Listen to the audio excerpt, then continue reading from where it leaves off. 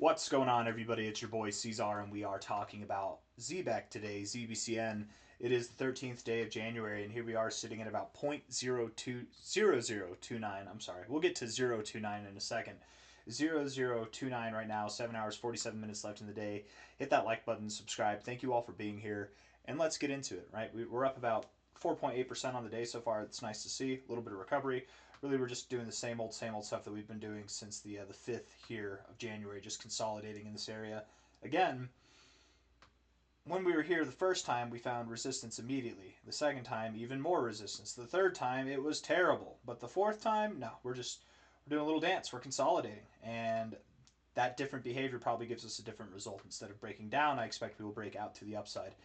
That's been the perspective we've shared for about a week or two now at this point.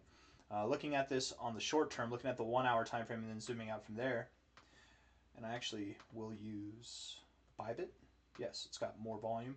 We're getting some good volume here on this pump. This looks to be a break of this range. We still do technically have lower highs, right? Technically. But it's pretty obvious that this move so far is different than this high, than this high, than this high, right? It's a little bit different.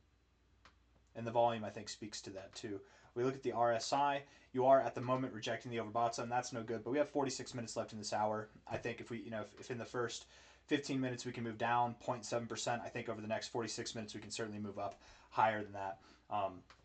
A red close on this hour would not be ideal because you'd reject the overbought zone. You'd probably have to come back down, and then you could try again later. But even if that happens on the 1 hour time frame, I wouldn't expect too much, right? I mean, we're at 0.029, maybe we drop down to 0.0285, oh no, and then we pump. It's not a big deal.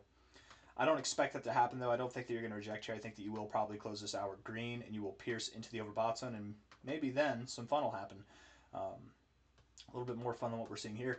MACD's crossing above the zero. That's bullish. Stochastics are overbought. That's bullish. If the RSI, if this candle can close green, we will be in the overbought zone. That's bullish, bullish, bullish on all three indicators on the 1 hour time frame.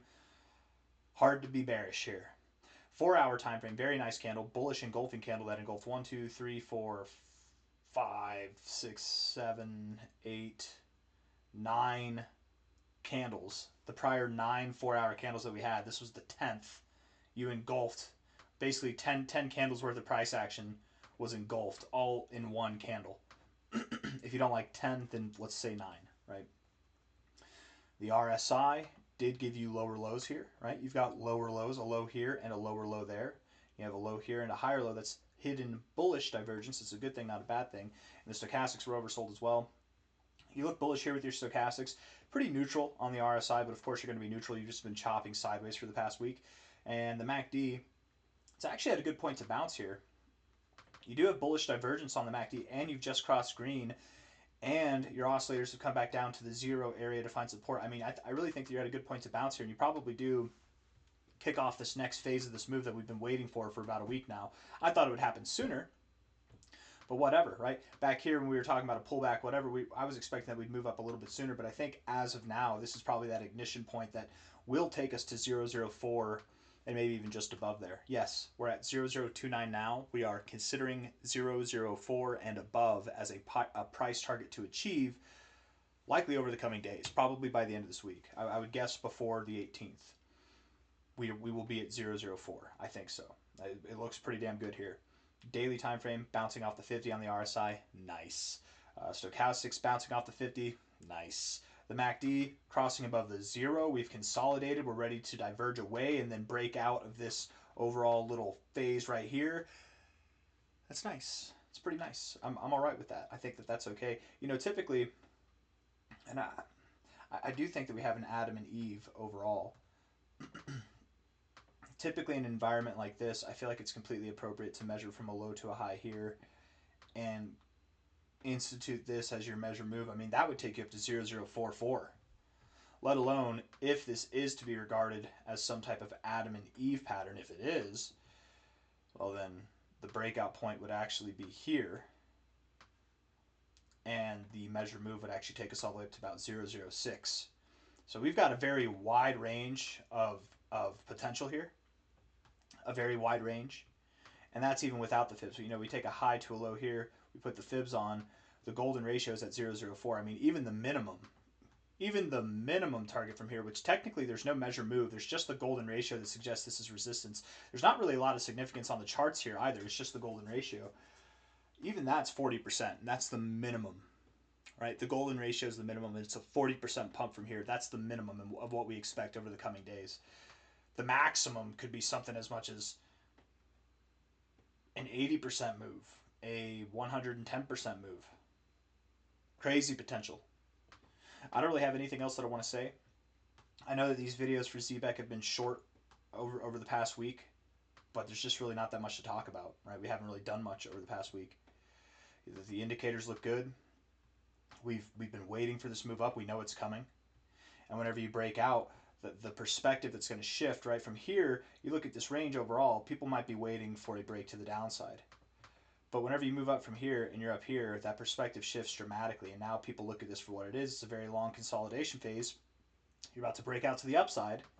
And at that point, we really should be considering anything from a 3 to 4.5 cent target as an appropriate guess as to where this is going to take us.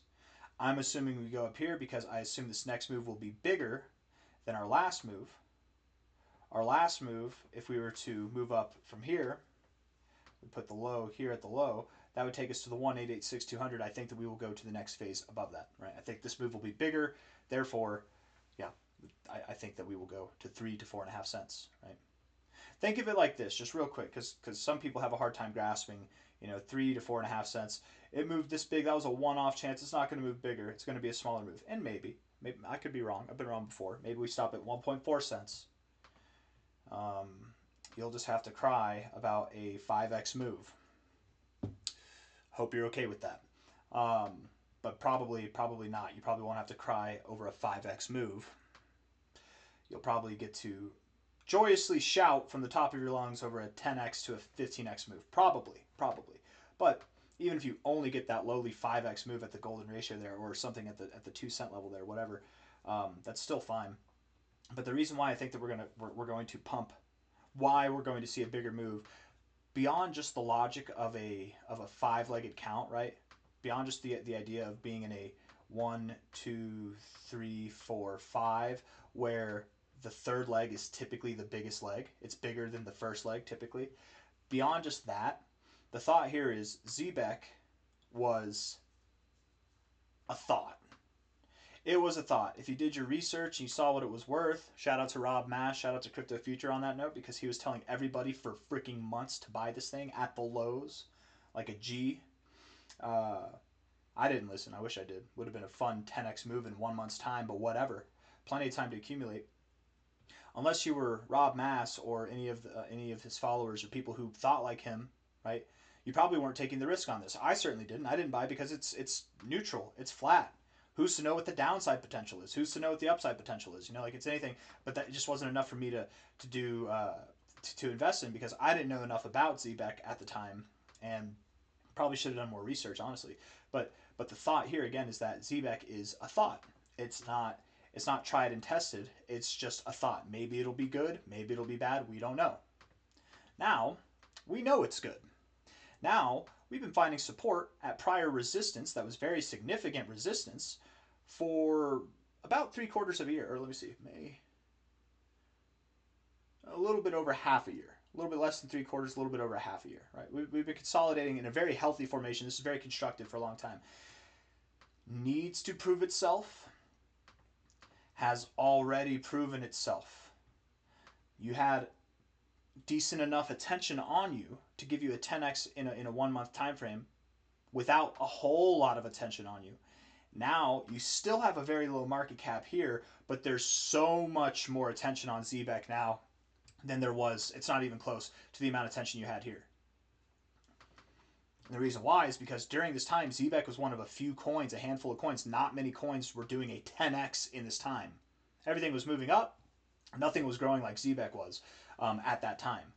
So you got a lot of attention. There's a lot more attention here. There's doubters, of course there's doubters. But again, the whole thought that got me on this thought here is the perspective shift.